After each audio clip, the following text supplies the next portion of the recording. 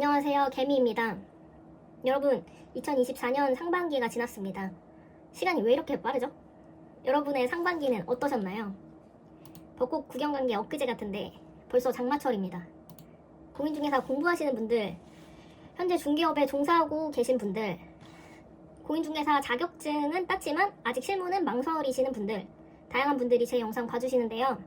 오늘은 하반기 시작 기념으로 공인중개사 시험과 실무 현실에 대해 얘기해보려고 합니다. 시험 준비하시는 분들, 제일 힘든 시기가 지금이 아닌가 싶습니다. 저는 공인중개사 시험을 1차, 2차 나눠서 치렀고요.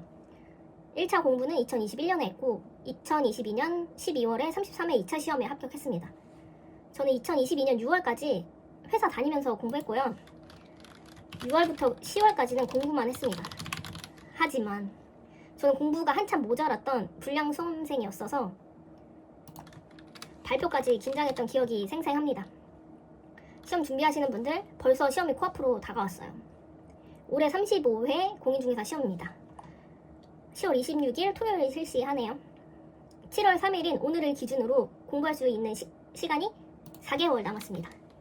어찌 보면 짧은 시간같이 느껴지지만 저는 개인적으로 하루에 4시간만 오롯이 투자한다면 지금부터 준비해도 1차 합격은 할 수 있다고 생각합니다. 제 생각입니다. 저도 했으니까요. 그러니까 이미 절반 이상 공부를 해오신 분들 의심하지 말고 끝까지 준비해서 합격하시길 바랍니다. 저는 요즘 이 중개업을 계속 할 수 있을까? 고민이 많은데요. 부동산 경기가 안 좋고 그만큼 경쟁이 치열한데 저한테 버틸 힘은 많이 남지 않아서인 것 같습니다. 적성에 안 맞습니다. 어쩔 땐 천직인가 싶다가도 못 해먹겠다 싶은 날이 더 많아요. 좋은 날 하루 생각하면서 버티는 거죠. 어떤 직업이든 만족도 100%는 없겠죠. 저도 알고 있습니다. 저는 고등학생 때부터 알바를 했고 대학교 다니면서도 일부 용돈은 제가 벌어서 썼습니다. 편의점, PC방, 카페, 빵집, 술집, 중국집, 고깃집, 물류센터 뭐 안 해본 알바가 없고요. 돈 벌기 얼마나 힘든지 잘 압니다.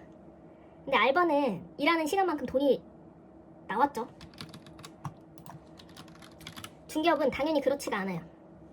제가 손님들한테 하루 종일 집을 보여줘도 계약 못하면 그날 수입은 0원인 겁니다.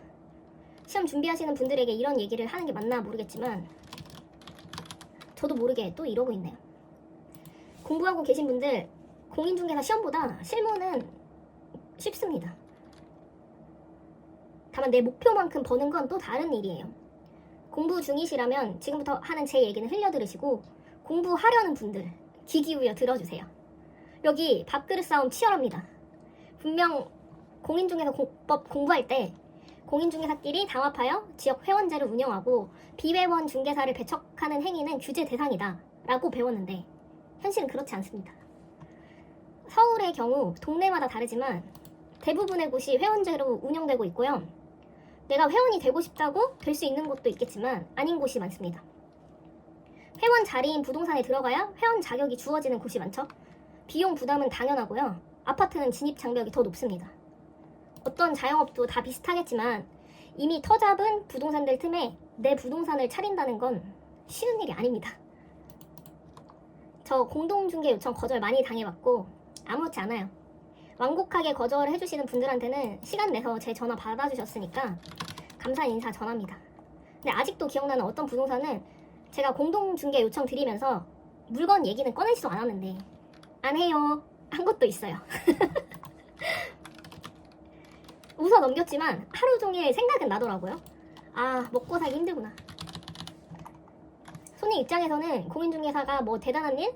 많은 일 하나 싶겠지만 계약까지 가는데 일 정말 많습니다. 일단 물건 확보부터 시작이에요. 가만히 앉아있는다고 집 팔아주세요, 세입자 구해주세요 하지 않아요. 물건 나오면 사진 찍어서 광고 올리고 손님 집 보여주고 계약까지 어느 하나 쉬운 게 없습니다. 제가 광고 올리는 그 사이에 다른 부동산에서 계약하는 일은 하루에도 여러 번이고요. 어제 올린 매물 오늘 나가는 경우도 허다합니다. A라는 집을 보고 연락 온 손님이 A라는 집만 보지 않아요.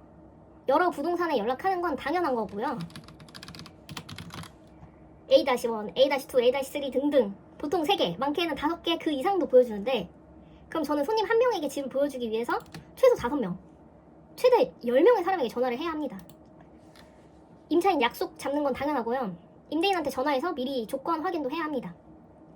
그리고 더 중요한 건 A 집 문의가 왔을 때 저는 손님에게 제시할 더 좋은 대안을 가지고 있어야 계약 성사 확률이 높아집니다. 와, 저는 여태 운으로 계약했나 봅니다.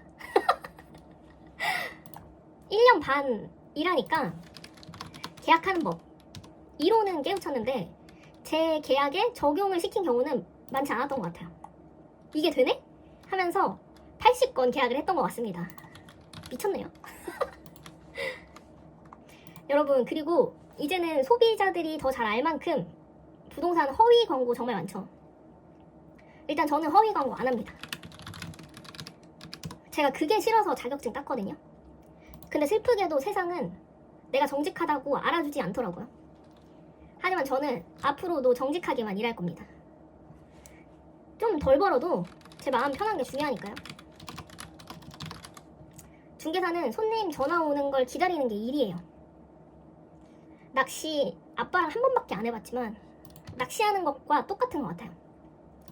미끼 끼운 낚싯대를 던지고 하염없이 기다리는 일과 다름없습니다. 저는 진짜 미끼만 끼우는 낚시꾼인 거죠. 하지만 고기들은 진짜 미끼도 가짜 미끼도 물잖아요.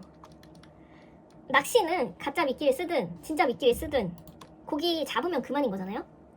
누가 가짜 미끼 썼다고 뭐라고 하나요? 생각해보면 중개업, 어쨌든 손님한테 안전하고 좋은 집 구해주면 되잖아요. 하지만 미끼 매물을 이용한 낚시 영업, 저는 흐린 눈이 안 되더라고요.